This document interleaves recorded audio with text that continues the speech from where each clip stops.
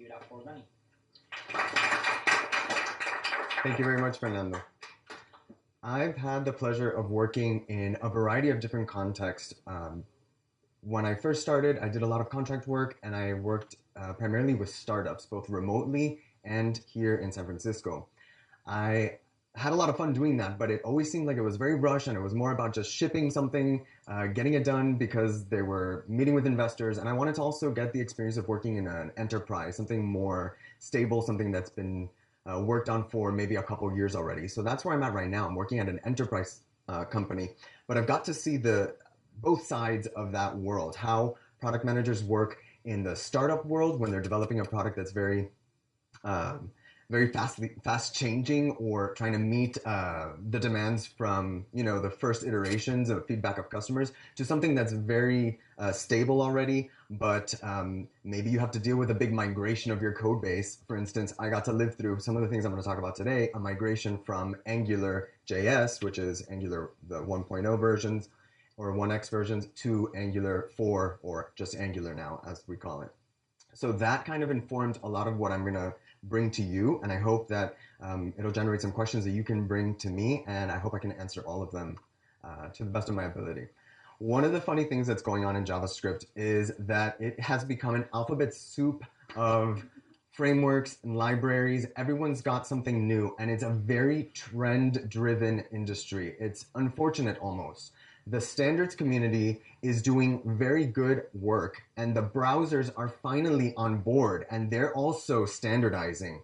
Gone are the days of IE6 and IE7 and IE8 and IE9 all implementing everything completely different, and that was just Internet Explorer on top of Firefox and Chrome and all the other platforms if you're targeting mobile, etc. That world is slowly converging to standards. People, I think, are on board. We see the value, but that doesn't stop the community from developing tools and code libraries that provide functionality for developers that are very trendy, and that tends to be what gets pushed just because it's hot. So I want you to always keep in mind throughout this entire presentation, and when you go out and you're working on a project, why is it that you're picking the technology? Don't follow the trend just because it's trendy, even though there might be incredible push from everyone involved to be on trend.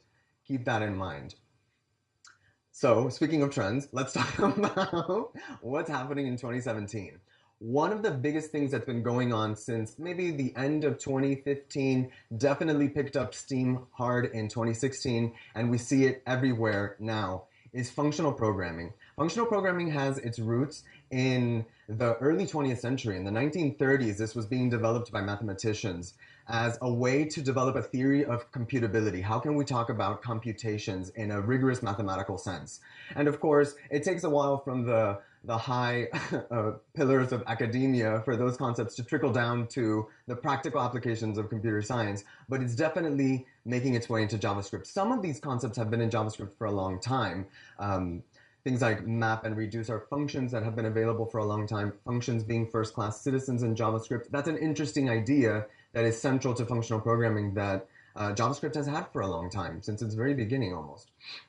But we're seeing functional programming in these concepts of keeping your data pure, not introducing side effects. Side effects are if I'm trying to do in math 2 plus 2, I don't just bring in a number out of nowhere, say like 37, and bring it into the calculation. All the numbers have to start from somewhere, and they have to remain consistent. I'll put in some value x, you're all familiar from algebra, into a function. Whatever that value is gets transformed by my function, and some output comes out.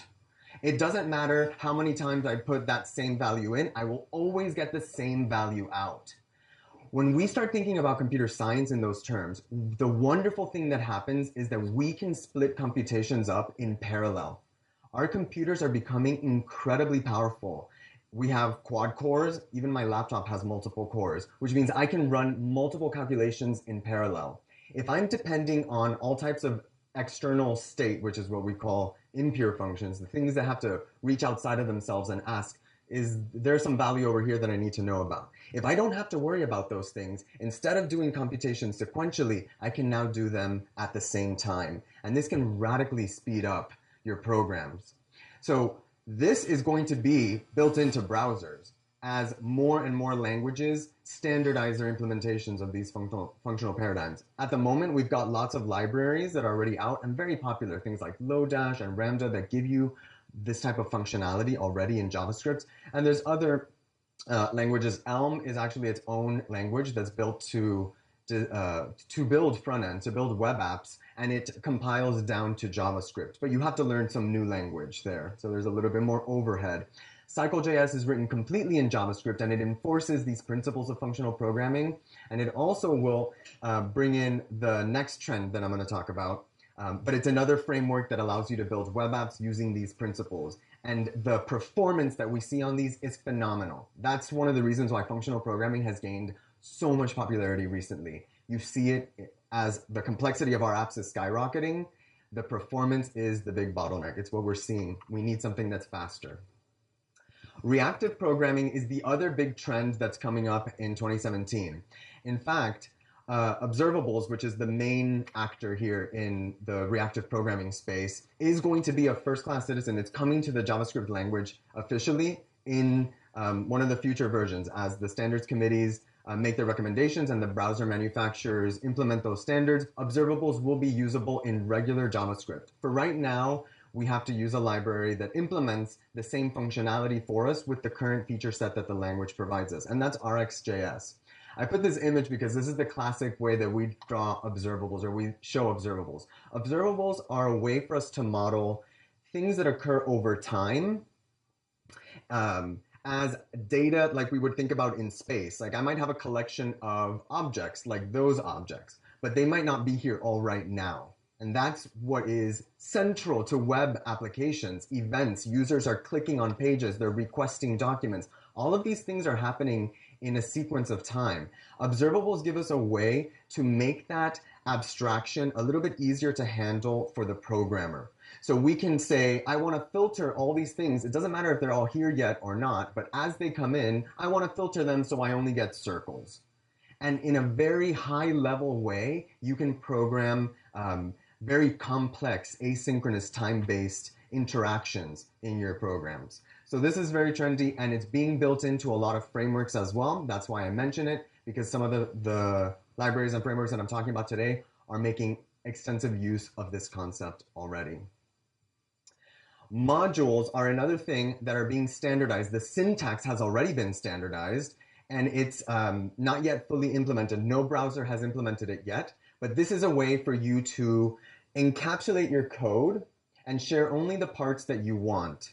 It's a best practice in computer science, and it has not been available easily for anyone in the front-end world. But there have been a lot of tools that have been developed around that concept. So Babel and Webpack, System.js, and Browserify, they all approached it a little bit differently. Babel specifically transpiles, so you can be using the latest features of JavaScript down to the current browser-supported features. But there's a huge world of tooling that hopefully will be simplified, but it is another reality of current web development. Because of the increasing complexity of all of the applications that we're building with JavaScript, the tooling itself is becoming more complex as well. Luckily though, like I said, once things get standardized and built into browsers, some of that gets to fall away. Some of the other big things that I want you to watch out for are handling asynchronous code. We already have features that are built into the language that are becoming more and more popular to load your resources asynchronously, to handle requests more elegantly in an easier to understand way. Async and await are two features that came out recently in generators. Don't worry if you don't know what these words mean necessarily. I'm just bringing up a lot of the new technologies that are at the forefront of web development that a lot of these tools that I'm bringing up are taking advantage of. Offline first is something that you're going to hear a ton of. What does that mean? It means that when the first time you visit a website, they will give you an entire package that will install itself on your browser or on your phone. And if you lose your internet connection, all the code is there running just like if it were a software application on your computer that doesn't require the internet. And as soon as your internet connection comes back, Then it connects to the server and it asks, is there any more data that I need? What are the updates? Let's synchronize. These are the things that the user did locally. What changed on the server side? This is a huge for people who have spotty connections. Maybe you're targeting other parts of the world, people on 3G with less reliable connections. Offline first is becoming a mantra. Think of applications offline first. Server-side rendering is another very big trend that's coming up, and a lot of the frameworks are listening to the community and adding that as a feature that comes standard.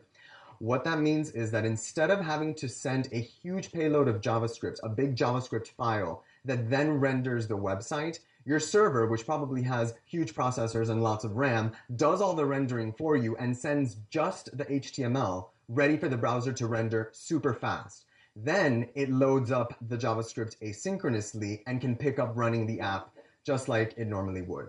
Think of when you open Google Docs, for instance. What you see at first is just a static page that might have the numbers filled in. Let's say you've got a spreadsheet. They populate the numbers right away and they send that to you so that you don't have to wait for anything to show up. Because if it takes longer than 1 second, it's very likely that your user is going to click away. So this is a technique that is being used by the big companies already. Render on the server side, send HTML, and let the JavaScript then kick up after they've already seen something, so they see that the web app is responsive and doing stuff. Again, I've said it before and I'm not going to stop saying it. Beware of following the trends just to follow the trends. Some of the very fun things that have come out in web development have disappeared and are no longer around. So if you make that a core part of your application, you're stuck supporting that, or maybe it no longer works when that feature gets deprecated. So keep that in mind. If you're doing something that's quick, you're just developing a toy app for maybe to show a demo for a proof of concept for an investor, it doesn't matter because that's not going to be the main thing that's going to stick around. But if you're doing an enterprise level, big time application that you know is going to be supported for years, be more wary of trends. Always keep that in mind. So I've said the term web app already a few times. Before, when we used to browse the web, what we saw was static websites. Yes, they did have some response. We would click on things and maybe something would dance around or a menu would drop down. But we were really just requesting a bit of information from the server that we would then render. Maybe it was a blog and we would just see the entire post. We are more and more interacting with the web like software applications. Your bank is a software application on the website, right? You log into your bank and you can do all types of things. Google has an entire software suite available online, and Microsoft has followed them. They've put their entire Office suite, Word, Excel, all of that is available online. You can make PowerPoints. It's incredible how powerful our web applications are. What that means is that there are a few things that you need to be thinking about that your application has to be able to handle for it to be an interesting and useful experience for the user. First, because we're on the web, the URL is central. That's how we get to the site, and the URL should contain some information about what you're doing and where you're at. For instance, when you go to Google Maps and you type an address, you'll see that the URL changes and it has latitude and longitude, it has information about the zoom, and if you were to copy and paste that URL into a brand new browser, you would get the exact same map view. That is a fantastic user experience. It enables users to share, to bookmark, and you need to be able to handle that type of state management. Where is the user and what are they doing just based on the URL? You need to be able to provide connections to data sources. Maybe they are your own and you're connecting to your own servers, or maybe you're connecting to external APIs and collecting information. Like you might have a little widget that needs to go to some other site and collect information. Is that easy? How well can you integrate those things into your application? More and more, the experiences are richer and richer. State management I already talked about in terms of the URL, but state management means where is the user in this application? For instance, in TurboTax, you're filling out your taxes online. What numbers have you entered? Where are you in the process? What screen are you on? Is the number you entered valid? All of this information, this data is about the current state of the application. What does it look like right now? You need to be able to handle that elegantly, and that can be complicated as your applications scale.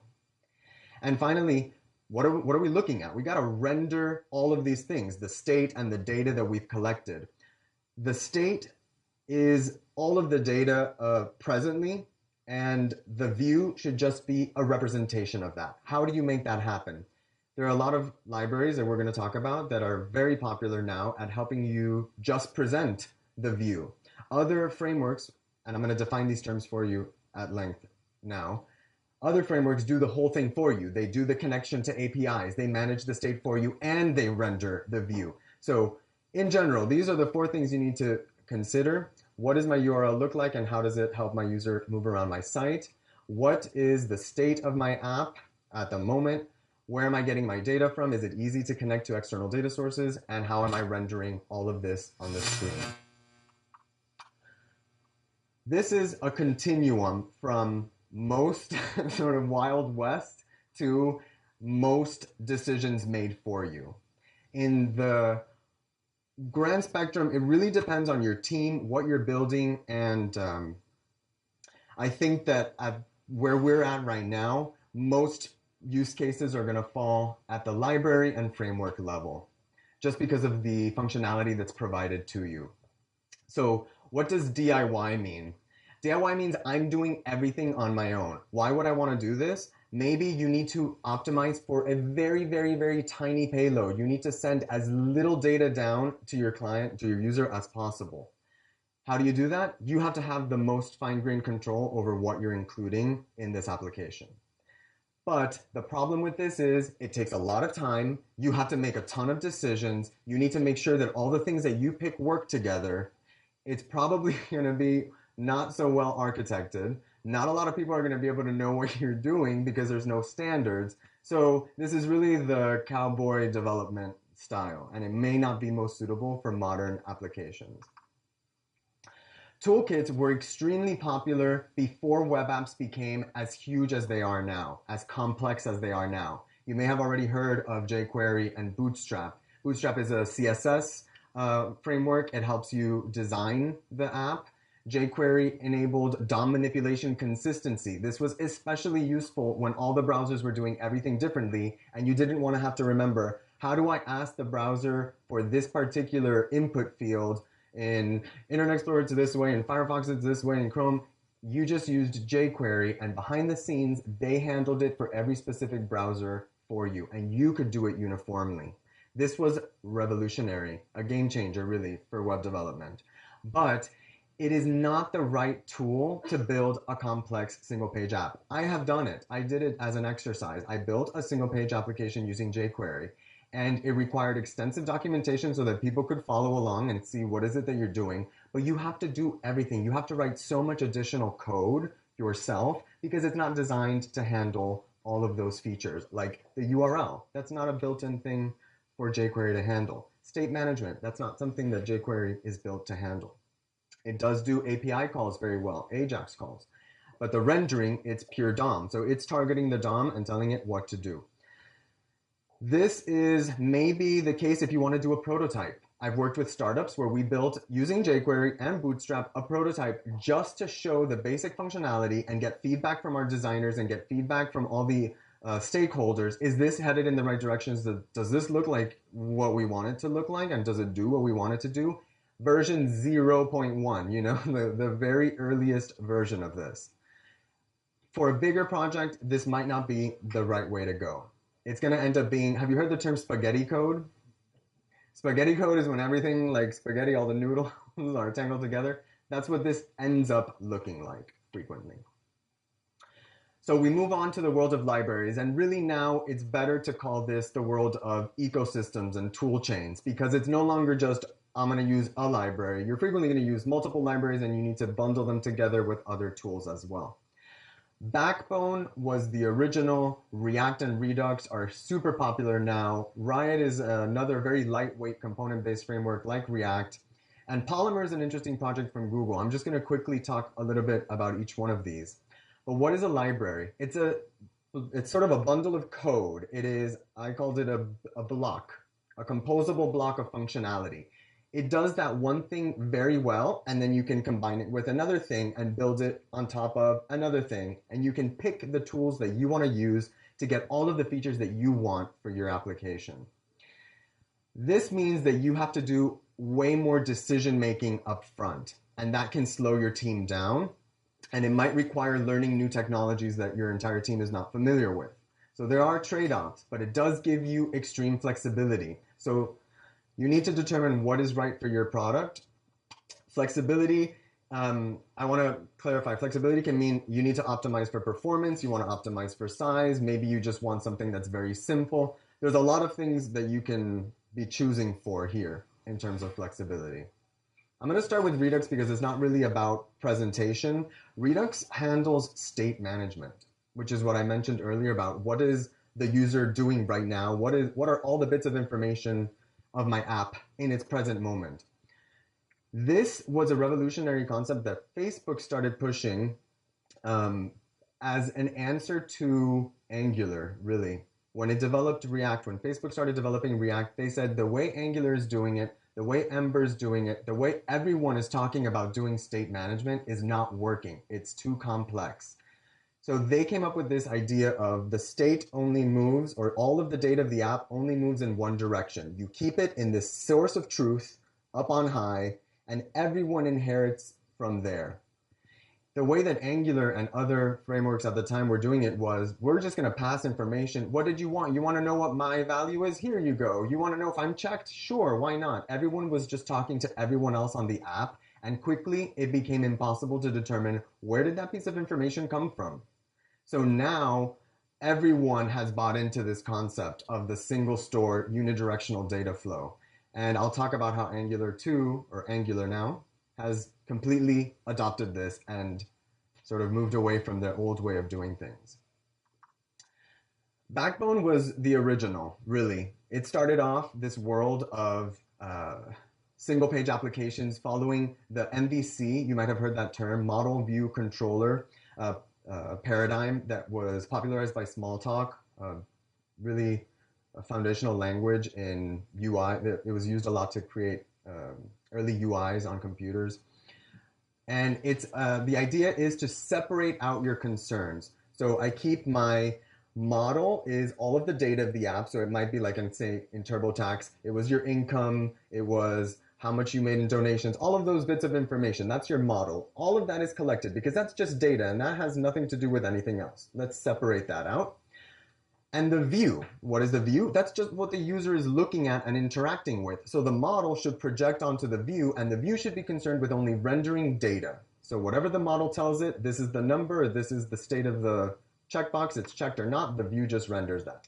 And the controller was the way that the user, by clicking and moving about in the app, told the model, you need to update. I've now entered 57 for this value. And so the model would update, and then the view would update. And this pattern was revolutionary at keeping the code easy to read, easy to maintain, and easy to develop. Backbone doesn't provide you as much functionality. It's already dated at this point, and the web has moved on. There's new technologies and new features that users expect. So I bring it up for legacy's sake. You might still hear about it, but it's really not the first choice, although I still know people who are doing their applications in Backbone. And if you've got a core developer who is a powerhouse in Backbone, it might be more advantageous for you to work in Backbone. So again, your use depends specifically on the realities of your particular situation. Let's talk about the one that's all the hype right now. Everyone's talking about React. What is React? React was Facebook's answer to the big giants of the time, which was Angular and Ember. And Facebook developed a component-based system for them to use internally in rendering their apps. And what I want to be clear about React is that it is, and when we talked about, when I just explained the MVC pattern, it is only the V. All it's concerned about is representing things visually, the view. So you need to pick everything else around it in order to make this work. That is a pro and a con. It gives you lots of flexibility, like I mentioned, but up front, you've got to make a lot of decisions and you got to make sure that everything plays nicely together. For instance, how do you manage the URL? That's called routers. The piece of software that manages the URL, we call a router. If you go to the biggest package manager right now for JavaScript, which is npm, and type React router, you'll get at least 5 hits, probably many more. But the top 5 are called React Redux router, Redux React router, Redux router, simple Redux React router. So which one do you pick? How do you know? Unless you've got a lot of information from the community or you know your developers are comfortable using one, which is the one that's going to have the most long-term support? This is what I mean by the flexibility can also be a con. Because it's not bundled in and it's not being supported by the choice that you've already made, React to be my view layer, you need to do additional homework and make sure that this library that you're choosing to do my routing specifically is going to be compatible with Redux, with React, with Redux, with all the other choices I've made, and it's going to be maintained and easy to work with. So pros and cons.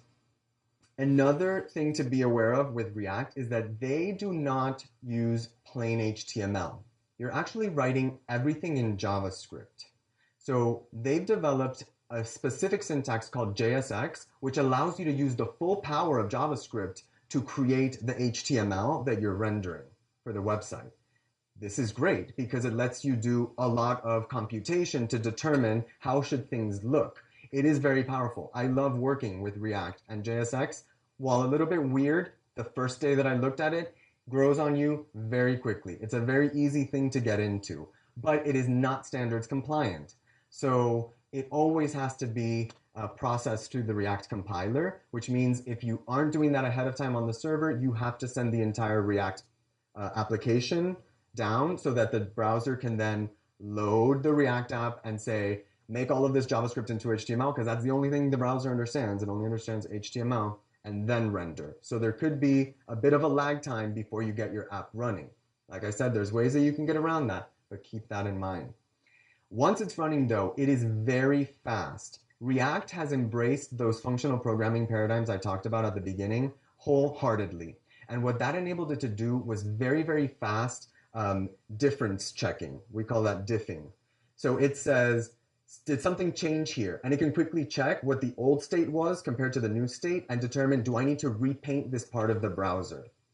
This made web apps feel very responsive. You know, sometimes you click around and it lags, and that stutter doesn't feel natural to you, like a computer program that should respond really quickly. That has helped tremendously. And like I said, all the modern frameworks are incorporating these techniques in order to get that performance boost. One of the big pros of React is that the hype means there's a huge community. You have tons and tons of resources available. There are many contributors, huge number of contributors on the project.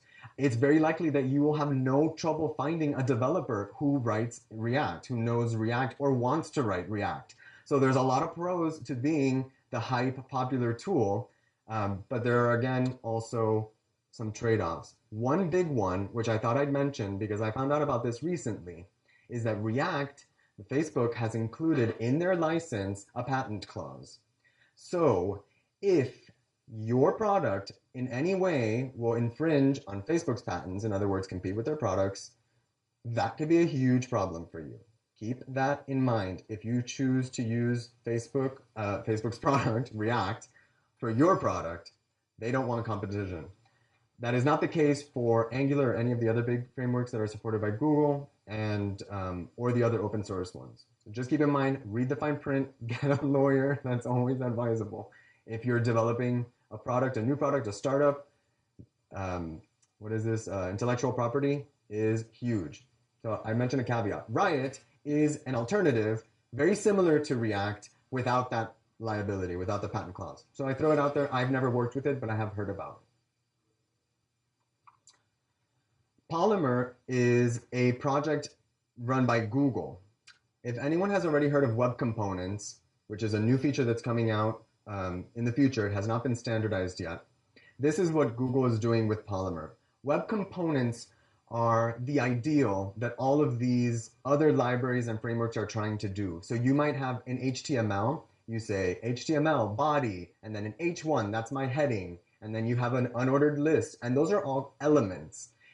In React, in Angular, what you do is define your own elements, your own custom components. So you say, this is a nav, and this is a date picker, and this is my whole app. My whole app is a component. That has not yet been standardized. So what all of these tools are doing is manipulating the HTML in the background for you and making it work so that you can just write HTML that looks like if you had your own components. But Google is doing it with the proposed specification, and that's what the Polymer project is. Since it's not standard, you do have to provide a lot of polyfills. What that means is you have to include a lot of JavaScript to provide that functionality for browsers that don't have it yet, which means the payload is bigger. It's a much bigger file that you're sending down to the user. It's also very different because you're doing everything in HTML-like syntax. So when you're making a request for a resource from some external API, maybe you're pulling down a Wikipedia article for your page, you do that inside of HTML tags, and that's very awkward for developers. It's just not common. And so until that gets standardized, that could be maybe a downside. I have played around with it a little bit, and it's really fun because one of the big features is that you can encapsulate everything. So you can style your component and you can ship it around to other people, and they can just plug it into their website, and none of their styles from their website will mess up your component. There are a lot of advantages to this technology, but it may not be enough to build an entire app out of. It seems like it's much better for widgets and little behaviors than full apps. Maybe I'm wrong, and we'll see that change in the future. But this one is supported by Google, and it's got a lot of development muscle behind it. Yeah, sure. So what's interesting is that Google doesn't really use it internally. Yeah. That's kind of, they might use it, so it's not like it's widespread throughout all of their apps. And possibly it's because then they would have to send each user that goes to Gmail or whatever, they'd have to send all of these additional polyfills. And so for them, their business decision is they need to have highly performant apps. And so that might not be the right way for them to go. They might use it internally or on pet projects or smaller things, but I don't know of, and I might be wrong, I don't know of it being used in their mainstream products. So that is kind of an interesting tidbit. Yes? Do companies use multiple libraries? So do companies use multiple libraries, meaning for their application? That is very common today. Most apps are built out of many libraries because so a library by definition should be very specialized. And so it would be targeted to do one specific thing and do that well. So you would build an app from a few libraries to have the full set of features that you want. For instance, you have a data visualization app. You've got real-time data that's streaming in. So you might pull in a library to handle WebSockets, which are coming but are not native yet on the browser side. So there's your stream of data. You've got a library that's handling that. And now you want to visualize this as a chart that dynamically responds to the data that's coming in. Maybe it's a stock picker. I don't know, something like that. You would pull in D3 maybe, a fantastic library that was developed by Mike Bostock, I think. He used to work at the New York Times. You might have seen some of their beautiful data visualizations. If you check them out online, you can see some. That's a really popular JavaScript library. So you would add these libraries as your app demanded features that you didn't want to build yourself. So the trade-off there is you have to rely on other people's code, but you don't have to spend the time building out, which takes a long time, all of that specialized functionality. Great question. Feel free to stop me at any point. I'm just going to keep talking, and because I am going to pause for questions at the end. But once I get through the talk of all the different frameworks, I'm going to pause, ask for questions, and then I'll wrap up, okay? Just to give you heads up about what's coming. So those were libraries, which means you're usually bundling a bunch of them together to get the functionality you want. A framework, on the other hand, is a different beast. It's done most of that decision making for you. It's bundled the router. It's bundled the AJAX, the API calling mechanism. How is it making web requests? It's bundled the state management. All of it is included, the rendering engine. So you don't have to make a lot of decisions. But what does this usually mean? It's going to take a lot longer for developers to learn if they don't already have familiarity with the framework. I'm going to start with Vue because, and I didn't have it on the previous one because it's kind of like this hybrid. It's really teeny and it has a lot built in, but I wouldn't call it a full-fledged framework, even though that's how they sell themselves. So that's why I included it in the framework side. Vue is possibly hotter than React in terms of hype, in terms of people talking about it, in terms of developers loving it. But people aren't using it. And why is that? Because it doesn't have Facebook behind it, probably. It is one guy who used to work at Google and was actually working on Angular before he left, and then said, you know what? I'm going to take the stuff that I liked about Angular and get rid of all the stuff that didn't work from Angular and make a fantastic framework. So developers love it. And in fact, it's humongous, huge in China. All of the startups are using Vue. The unicorns in China, they're Vue. Here, no, I haven't seen big projects being developed with Vue. And I think it's because people don't want to take the risk that a one-person shop is going to be around for a long time. So it's an interesting one. That's why I bring it up. It's really, really popular. Why is it so popular? It's much more flexible than the major frameworks, than Angular and Ember, and it's way performant. It is lightning fast because it is incredibly small. And the other thing that it does very well is that it is completely standard compliant. It is only written in HTML5 and native JavaScript. It doesn't roll its own fanciness that isn't standards compliant that needs to be transpiled, which adds another step to the process.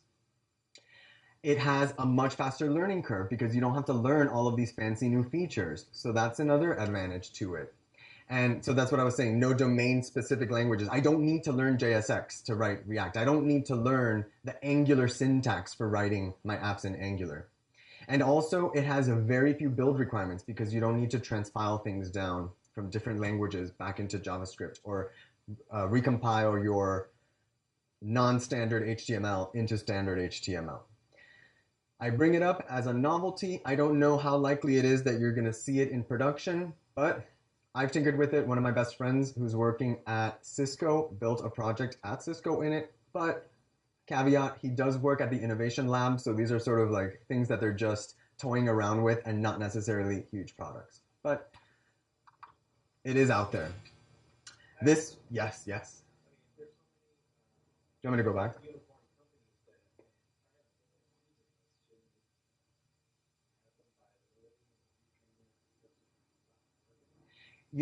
Okay, the question was, given the fact that it has been used so much in China, and there's a lot of unicorns that are using it, so it has, I guess, at least momentum there, could it be viable in the future here? And I think that is very possible, but the problem with hype and trends, again, like I told you, is beware, because you never know. And that might blow over because something new comes along. What I know to be the case just from working in the industry is that people feel much more comfortable knowing that a big company is behind a product. So they like that Google is behind Angular, and they like that Facebook is behind React, whether or not that means that they're better for their use case. As product managers, hopefully you will have the power to influence those decisions and make the right choices for your team and your product, but that may not be the case. But let's hope, because I think that what is coming out of it, in fact, I was just reading that it has gotten over 48,000 stars on GitHub. So that's kind of like thumbs up, right? Likes in the developer world. GitHub is the open source code platform where everyone shares their code. So stars are for a project like a kind of like a status symbol. It doesn't necessarily mean anything other than people like it. And it beat jQuery more than Backbone, and these have been around for way longer than Vue. Vue is maybe 2 years. Backbone's been around for, I don't know, 6 years more. And so there's a lot of interest, but I don't know that the buy-in is there from the people who manage the developers and are making the product decisions. So great question. What other questions do you have?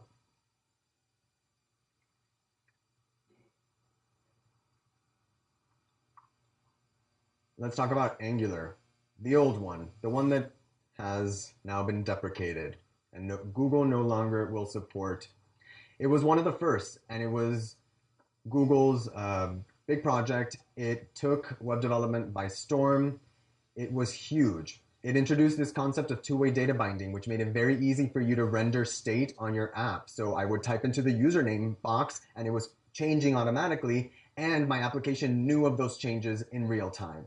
So it simplified that process for the developer. And that was great at the beginning when apps were small. But as the apps grew, the complexity of AngularJS became very apparent. It slowed down tremendously if you weren't incredibly meticulous about your coding practices. The API is enormous. So the API when developers talk about APIs, that means application programming interface. It's or application programming interface. Think of a black box and there's lots of code inside, but there's a couple buttons and levers on the outside. And that's how you interact with all the code that's on the inside. You just pull this lever and push this button, just like a microwave. Microwave has a lot of complex internals, but you just push the buttons and say start. That's the interface for you to interact with the microwave. API just means, how do I interact with this program? How do I interact with this code? The API was huge. It did everything for you. They threw in the kitchen sink, like everything was included that could be and more. So the learning curve, I've seen funny pictures. They say, oh, here's the learning curve for Backbone, and here's the learning curve for React, and here's the learning curve for Angular, and it does like, because you think that it's easy because you can get working so quick with things like data binding, but then as soon as you need to do anything that's a little bit more complicated, everything got way harder. Once you became expert in it though, you were very fast, you could develop very fast, but there was that really steep initial learning curve. And well, as of right now, there's no future development. So I will end the story there. Just to give you the legacy, there is lots of Angular 1x code out there. My company, the one that I joined, when I first joined, had an app still in Angular 1x, even though it was being deprecated. And I was part of the transition team that brought it to Angular, the new Angular, which has dropped all numbering. It was 2 at the time, and now it's 4, and it'll keep going. So this is a reality. You might still work with that if you take on a legacy project. It is unlikely that you will pick this as your starting point for a new project. Google does not recommend it. Google is really pushing Angular, no numbers. That's the newer version. It was a complete redesign that broke everyone's app. You couldn't just say, okay, let me delete the old one and download the new one. Everything changed. One of the big things that they decided to do was they bought into TypeScript. TypeScript was developed by Microsoft. I'm actually kind of excited about TypeScript. It's one of the things that Microsoft has done positively for the developer community recently, instead of getting in the way like they have for so long with their browsers. TypeScript is JavaScript, but more. We call it a superset of JavaScript. It gives you everything JavaScript gives you, and it gives you more features on top of that. This is really exciting for people who come from other programming languages, things that have typing in them, strong types. Maybe you're C# developer. The fact that JavaScript doesn't have that has been a source of very frustrating bugs and slower development. So TypeScript kind of gives you a little bit of protection against that. But what does that mean? It introduces another step in your development process. It introduces another barrier to getting new developers in, because you have to learn a new technology. You have to learn a new way of programming. And you have to transpile that down to JavaScript because no browser can run TypeScript. They highly, highly, highly, highly strongly advocate for you to use TypeScript when writing Angular, although you don't have to. You can write it with plain vanilla JavaScript. It is just much harder. The other thing that they bought into was observables. They brought in RxJS as a main core feature of the library to handle state. And it also is used to handle API, data fetching, the other core feature I told you about web apps. So these were the trends that I mentioned at the beginning. Angular, the modern web frameworks, they are using them big time. One of the reasons why Angular is being pushed so hard by Google and telling people, please migrate your apps now, is because they are baking in a lot of features that make loading faster. AOT stands for ahead of time compilation. So remember how I said that all of that stuff that you're writing, no browser can actually render. You have to make it browser friendly. They have built in ahead of time compilation. If you write your app in a particular way, you can have it pre-rendered to send directly to the client when you request the website. So that speeds up your loading time significantly. But you have to commit to writing it that way so that it's AOT friendly.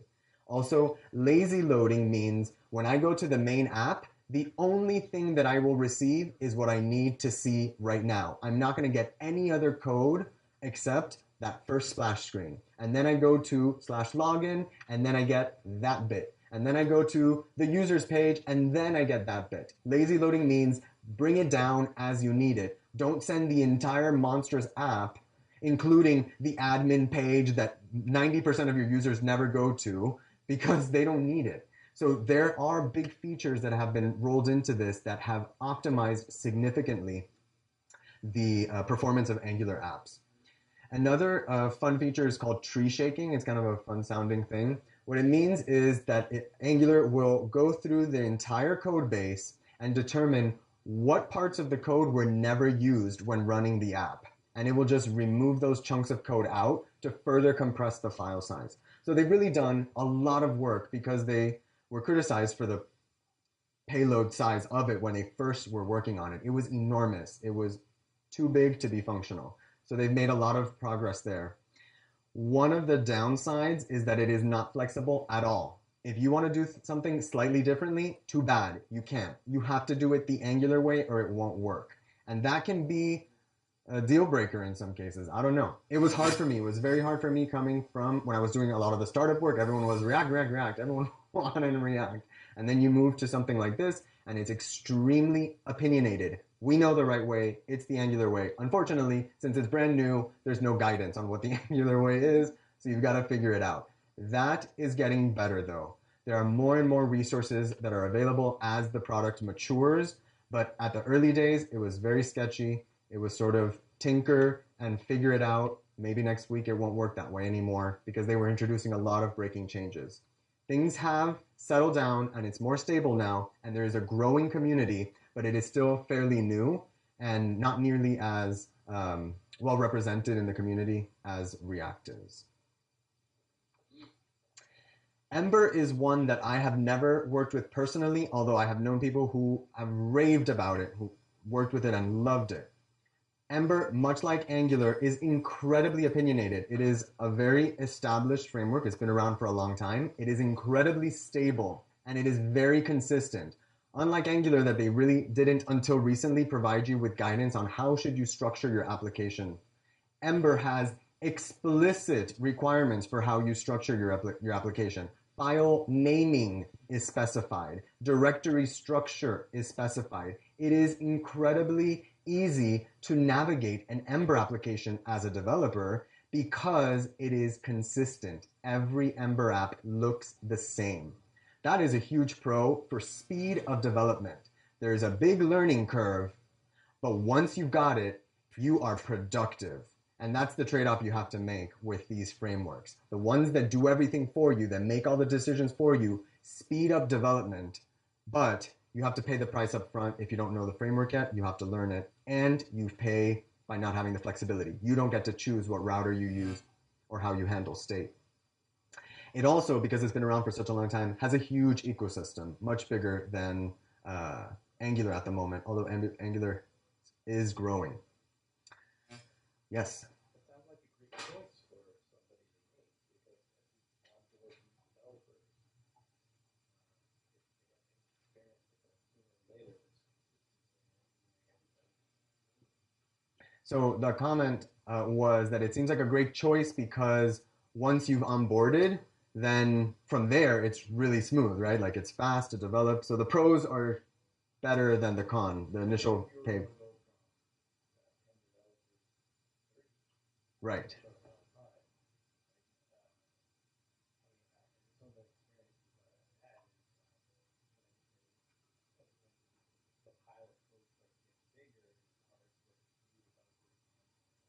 So what he's bringing up is that as a code base grows, when you bring in new developers, it's very hard to bring in new developers or to get them up to speed to learn a gigantic code base. It is very challenging. I can speak firsthand experience. That is very true. One of the things you spend your first month doing is orienting yourself in the code base.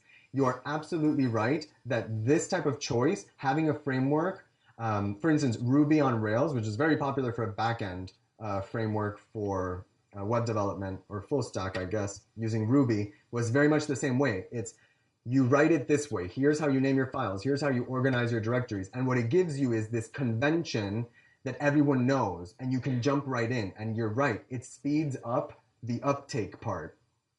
The downsides are it has been slower to develop. In other words, it's not really pumping out the features at the rate that other frameworks are. They did a huge overhaul recently that I read about. Their version 2 completely revamped their rendering engine and increased the rendering speeds by like 150%. I don't know, 150 times. It was like monumental, but it was super slow. The problem was it had been very, very slow. It hadn't kept up with the modern practices. So Ember is a great choice if you've already got Ember. I don't necessarily see anything wrong with it. I haven't worked with it personally, so I can't speak to that experience myself, but I will tell you that those are the downsides. Again, I said don't follow hype necessarily. They've got a steady release cycle now. They're operating on a 6 and 12-week release cycle, so they are doing bug fixes. They have training. They've got tons of resources, so there are a lot of pros. There are a lot of selling points there. You just need to determine whether the big learning curve up front is worth it.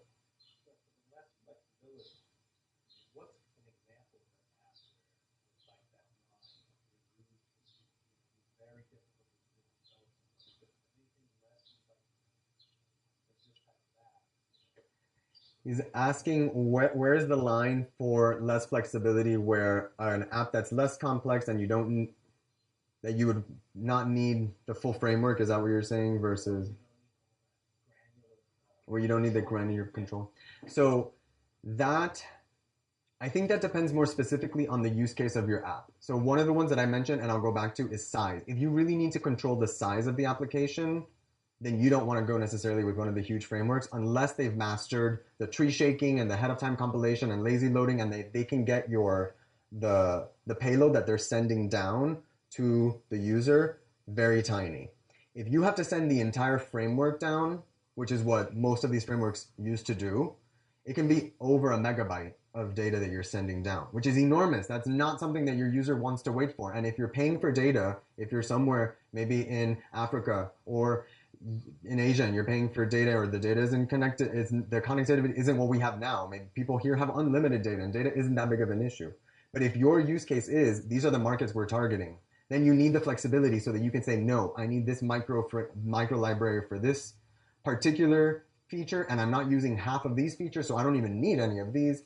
The problem is that the framework bundles it all. So you don't get to choose whether it comes with it or doesn't. So I think that size is the biggest one. But maybe if you're trying to do something fancy for your particular case and you wanted to use some library, it might not play nicely with the framework. It might not integrate well. So you can't bring in a lot of additional libraries. If it's not already developed for your ecosystem, then it's hard to get that functionality. Sorry, I don't have a more concrete example.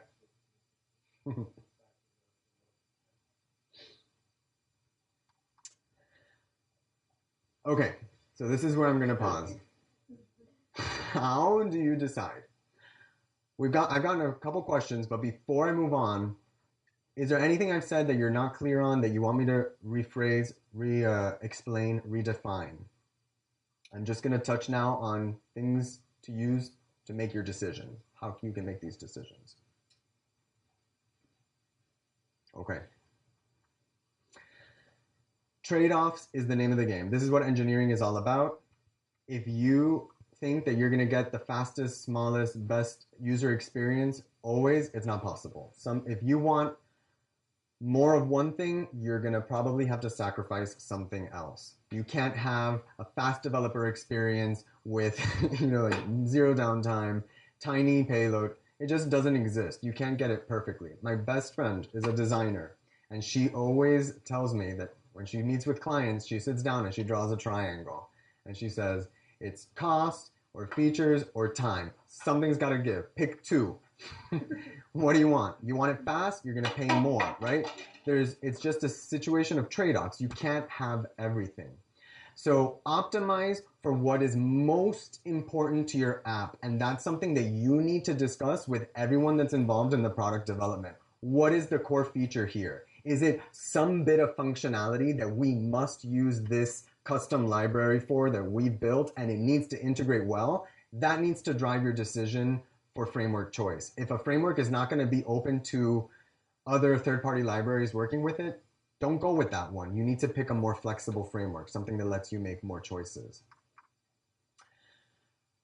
giving yourself more choices is both a pro and a con, because that could make the time up front longer while you're deciding what do I use.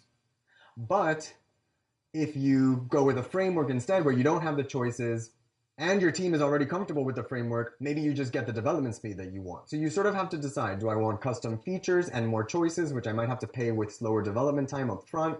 Or is it a big framework, which I might have to pay with learning curve up front? The trade-offs are about, what do you want? Do I want choice, or do I want the choices made for me? Think about your team and the community that's around the product. These are super important. What does your team want to work with? What are they excited about working with? That makes it easier for them to do their work. What's the learning curve like? What is the support and maintenance of the product? Are bugs getting fixed quickly? Because these frameworks aren't bug-free. Don't think that just because Google's designing Angular that it's a perfect product. There are bugs. How fast are they addressing them? Are they addressing them for their own personal needs, or are they addressing them for the needs of the community?